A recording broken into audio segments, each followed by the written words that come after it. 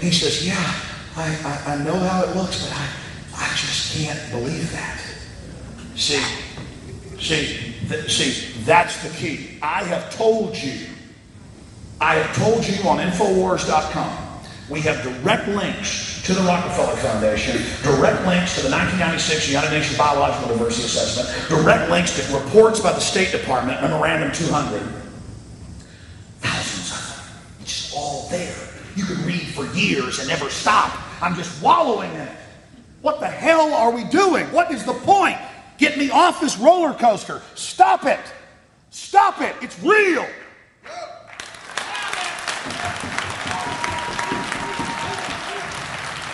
It's real. It's real. It's so real, it's past even understanding. Because we cannot recognize evil. Because we've been trained from birth to rationalize and engage in crime stuff. We cannot face reality. But George Orwell, Eric Blair, pen name George Orwell, who had been on the imperial side, the communist side, the British propaganda side, he understood it. And what does his book talk about? Black helicopters looking through your walls with x-rays. Telescreens that watch your every move. Children being trained to spy and tattle on their parents. The language being reduced and destroyed. And then you learn that Eric Blair, his family, was married into the Wedgwoods, the Huxleys, the Darwins, and this group of people that developed everything that we are now living under today. They had the vision, and they knew what they were doing. And I'll tell you about somebody else. Aldous Huxley. 1932. He writes a book about the government dumbing children down at birth with chemicals in their food. He writes a book about genetic dictatorship through DNA, supposedly 15 years before they discovered DNA. But he even described the double helix. They discovered DNA a long time before they told you. They discovered atomic weapons a long time before Max Planck published his book. The truth is, we don't know exactly what's going on. As far as I've gone in research, it's just what's admitted. Can you imagine what else is going on? The history we've been given, everything. You've got to question it. And the system will also sow dissent. It will try to confuse you. It'll try to tell you you don't have any personal power. At the end of the day, you have that guiding light in your soul, your intellect, your spirit, and you know individually you're a good man, you're a good woman, you're a good person, you want good things for people, you're not a control freak, you don't like pain, you don't like suffering, you like a fat little chihuahua sitting in your lap, you like being nice to your neighbor, you know you're a good person, and it is your responsibility to be a leader. And to carry on for those that came before you, like Dr. Stan Monteith. I don't know if he's still here tonight.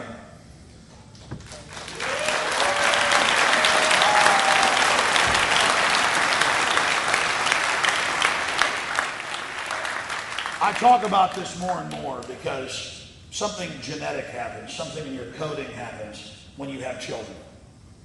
That's when you really begin yourself dying. Amen. That's when you have a love so deep. My love for my children blows away my love for my parents, and I love my parents so much. My love for my children, my wife, can't even compare. And she agrees. She's the same way. Because that's humanity. That's the future. When you look at a little 2-year-old boy or girl full of light and love and discovery, and you see the electric power in their eyes, and you realize how wondrous they are, and you think about how the globalists want to destroy them and fill them full of evil with all their culture of death, then there's no more fear. There's no more fear. At the moment you realize that the greatest expression of the human spirit is what Jesus Christ talked about, laying your life down for another. The globalists,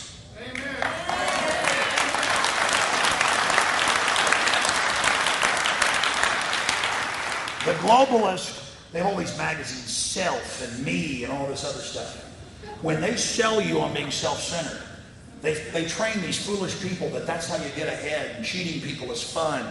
But when you create a culture where everybody else is doing it, there's no solace, there's no safe house, there's no honor, there's no trust. I mean, wealth is people you can trust and love. Wealth is family. Wealth is friends. Wealth are those people you can count on.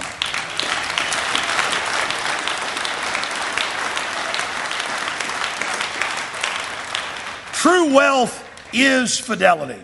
True wealth is family. True wealth is friendship. That's all there is. Everything else is going to pass away. There's an old Norse saying that cattle die and kinsmen die, but I know there's one thing that never dies, and that's the fame of a dead man's deeds. But it's more than that. It wasn't good deeds. Because the people that did bad deeds, they're remembered in a bad way. But it isn't just being remembered. It's that people that come after you will use you as an example and as a model to do the right thing as well. People need those examples. They need those models to expand and build upon the good that came before us. As I started this talk, talking about the people going back 50 years ago that went through all sorts of persecution. It's easy to be Alex Jones today, despite the threats and the attacks and the demonization by the media and the think tanks and the government. It's easy. Because I can go anywhere I want and speak to thousands of people.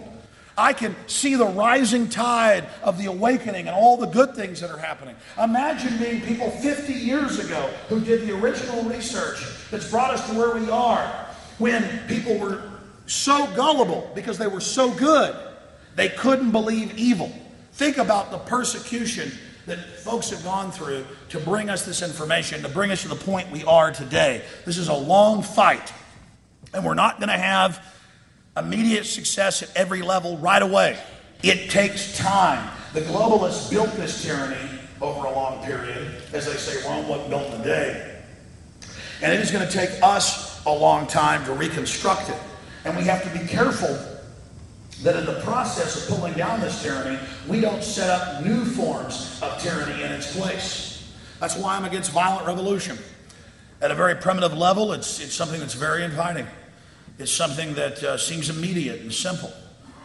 But our enemies are planning on that. They're hoping we engage in violence. They're hoping that we take up arms. They're hoping to make war against free humanity. Instead of us becoming brothers and sisters with their would-be enforcers, instead of us in good, decent, honest communion with their would-be servants, instead of us unlocking their servants' minds, they hope that we are in war with them to wipe them out so a new, more vicious group can be brought in.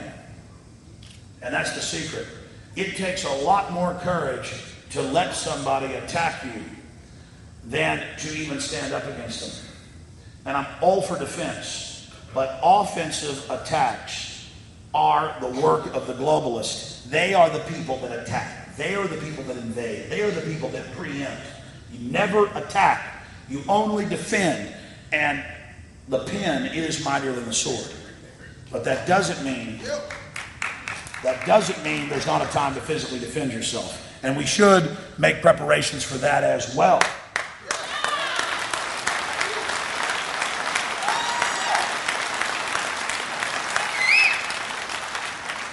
Because, as the founder of the Texas Rangers said, no man in the wrong can stand up against a man in the right who keeps on a-coming. And that's the secret.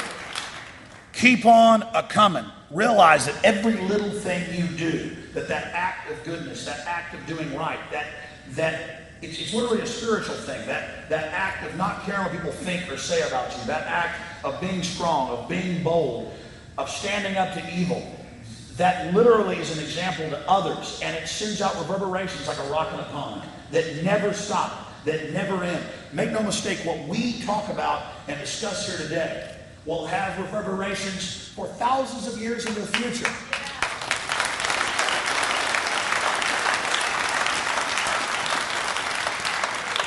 All right, running through all these points.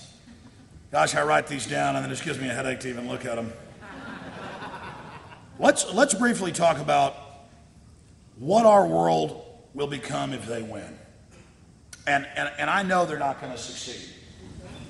But if you read their writings, what will the world look like if they succeed? Our entire planet will be a giant graveyard of the billions and billions of people that they killed through war, through famine, through half your block having cancer. But don't worry, they have a fundraiser for that. And everybody gets to be part of a club and be like a movie star. Oh, you're dying. Oh, give some money to the cancer research group. Oh, we'll take care of it for you.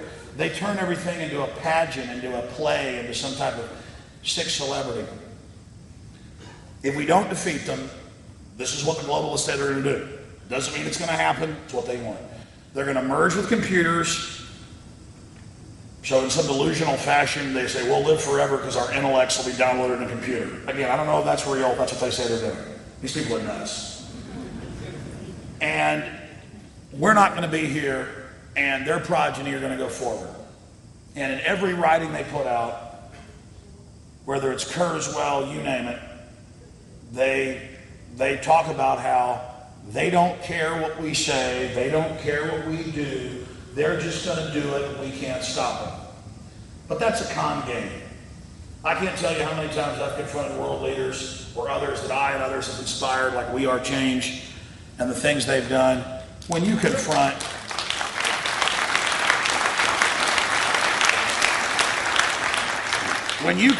a David Rockefeller or a Ted Turner or a Bill Clinton or a George W. Bush or a Joe Biden or a Barack Obama or a Hillary Clinton, when you confront them calmly and in a focused way, they are horrified. They are scared because they know that humanity is awake and staring at them. Yes. But if they succeed, if they have their way, it's just too horrible to imagine. You know, I hate to go back to Hitler because that's a very sad and sickening subject in human history because it was so cold and scientific what they did. But it all came from the United States and England on record. And they got embarrassed by Hitler. And they packaged it in a liberal packaging. Margaret Sanger gave awards to Hitler, got awards from him. She's been Time Magazine Woman of the Year. They still honor her. This is a woman that called black people subhuman weeds. And where's Jesse Jackson? You got a woman being praised that calls black people subhuman weeds, but then they all obsess over race issues and get everybody hyped up about it, only to fight with each other. That's an example of what we're talking about. These are monstrous, monstrous people. And I just want to tell people, a real Nazi, that's the best way to describe a eugenicist in a popular term. It's well known.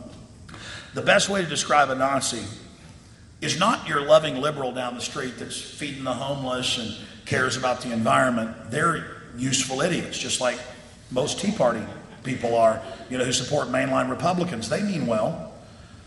But when you get down to a foundation liberal, a Rockefeller Foundation, a high-level NPR person, if you really talk to them, or you really read their writings, they are human-hating, jealous, envious scum. And when they go to the park and they look at people, they are disgusted. They hate children. They hate women. They hate so-called minorities. They hate everybody. And they hate you so much that they're not going to wear a Ku Klux Klan outfit and saddle up next to you calling you the N-word.